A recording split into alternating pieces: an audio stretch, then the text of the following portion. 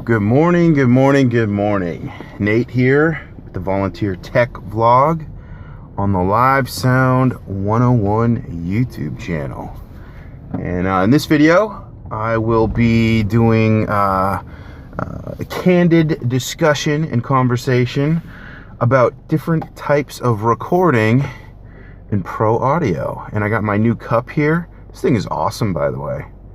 This is called I think it's called an Ozark or something like that, but this isn't like the name brand. This is like a knockoff, and it's like stainless steel, but it's like double walled, so you can put like ice in here on a hot day, leave it in your car for 8 hours, and your drink will still be cold. It's really cool. Thanks, Lisa, for pointing that out. I don't think Lisa watches these videos, but our friend Lisa was like, "Oh, you got to get these. These cups are awesome."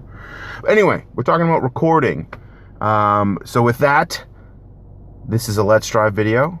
So come along for a ride in the passenger seat and let's drive. And we're off. So recording.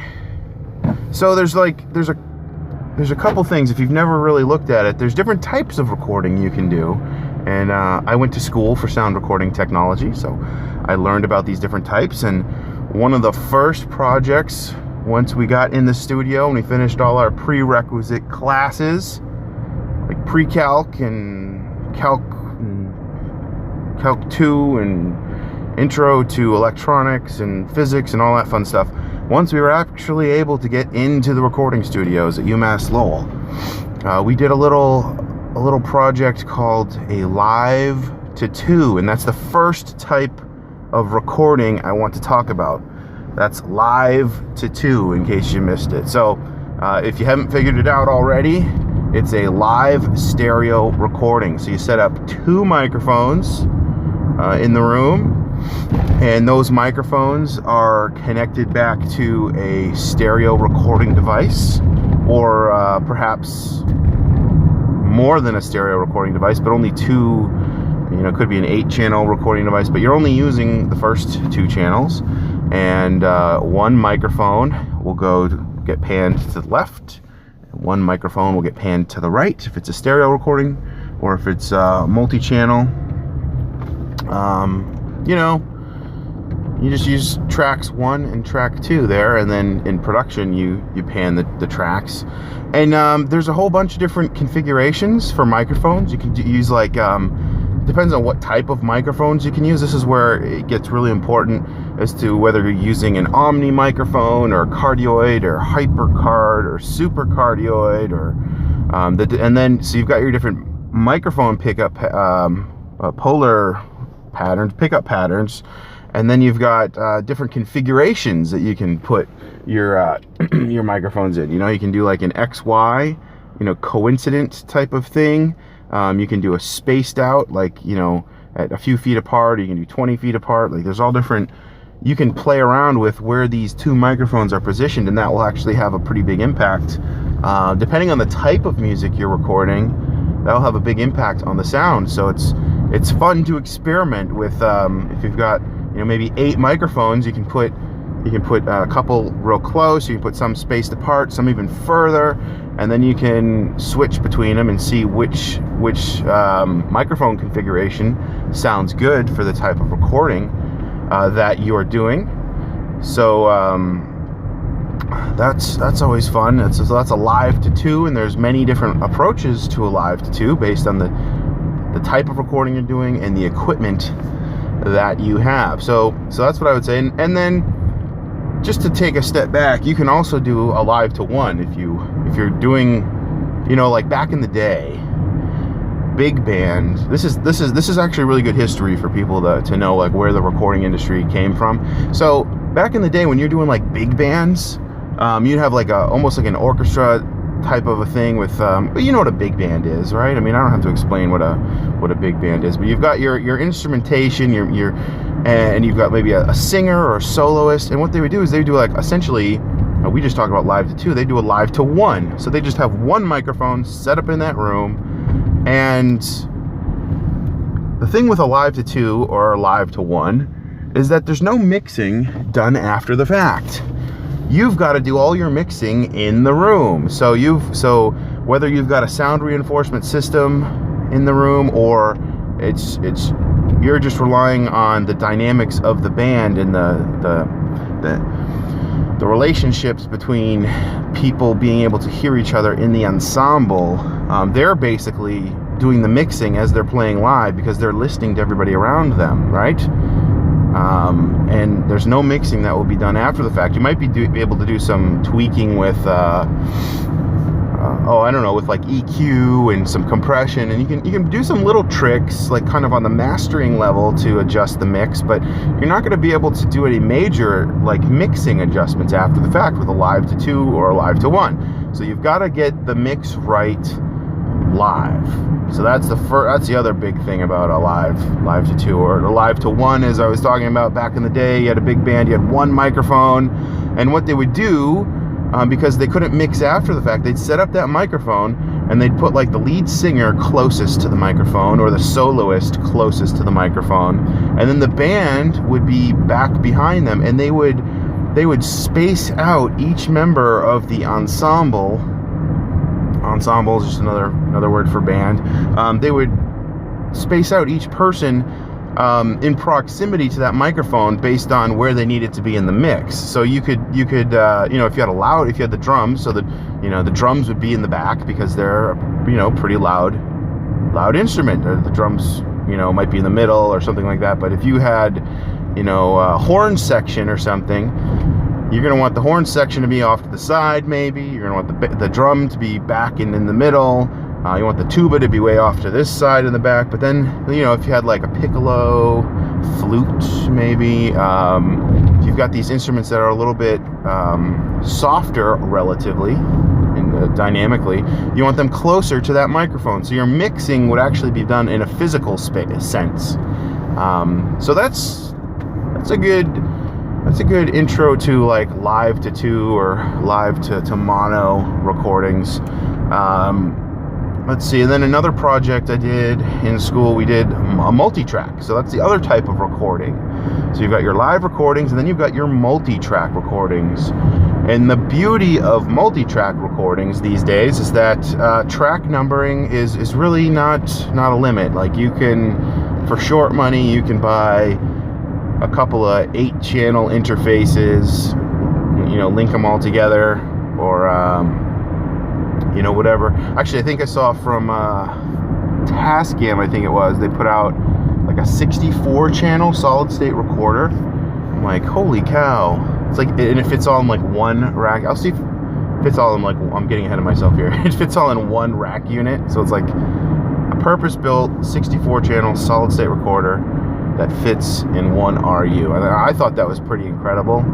And I think I want one just because, but again, I can't really justify spending any money on it because I don't really have a need for it. At the church, I don't think really has a need for it at this point. Maybe at some point. But multi-track recording. So you can do an 8-channel recording, you can do a 16-channel, 24, 32, and so on and so forth, depending on how many channels you have. Now back in the day, you'd have to, choose, very carefully, because you might have tape. You might be recording 8 channels directly to tape, or you might be recording 24 channels directly to tape. I've got some 2-inch tape that can do 24 tracks back at home. So tape was also a factor in these things back in the day. Of course, nowadays tape is not so common anymore, and we've got these solid state recorders, so why do tape?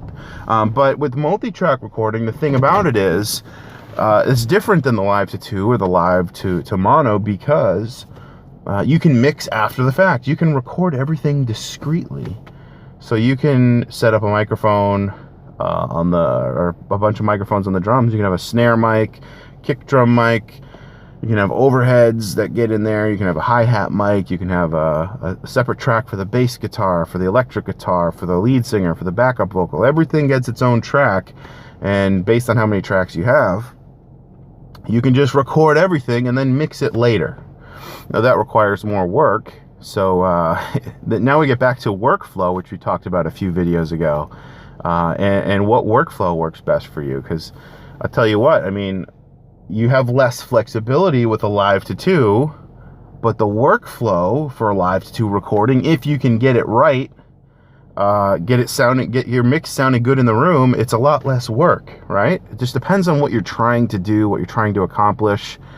And so you could just have like an 8-channel system where you're kind of going half and half, right? So maybe you'd bounce the drums down to channels 1 and 2 in an 8-channel multi-track recording. So drums would be somewhat pre-mixed and set in stone, but you'd be able to adjust the levels. So you could bounce drums to track 1 and 2. I guess bounce is not technically the right name if you're just recording. Bounces when you kind of bounce things later, but you could record, use that term, got a little bit incorrectly, but you get what I mean. You can record drums to 1 and 2, and then you could have, you know, vocal, bass guitar, electric guitar, acoustic guitar, etc., etc., etc. So you could still mix pretty much everything else, but you're going to compromise on the drums and kind of set that in stone. So there's things like that you can do where it's, I guess you'd call that like a hybrid approach, where you're kind of doing a little bit of Live-To-2 style stuff mixed with the multi-track. And now that would be if you only had 8 channels to work with. If you got 16 channels or 32 channels, then you can just record everything discreetly and then mix it later. But then you've got a task of actually having somebody mix it later. So that's why it comes down to workflow. So that's what I would say for a good intro to types of recording. I gotta think of a good title for this video. I guess I'll just call it Types of Audio Recordings. Yep, that seems to work. But if I missed anything, feel free to let me know. I'm still waking up.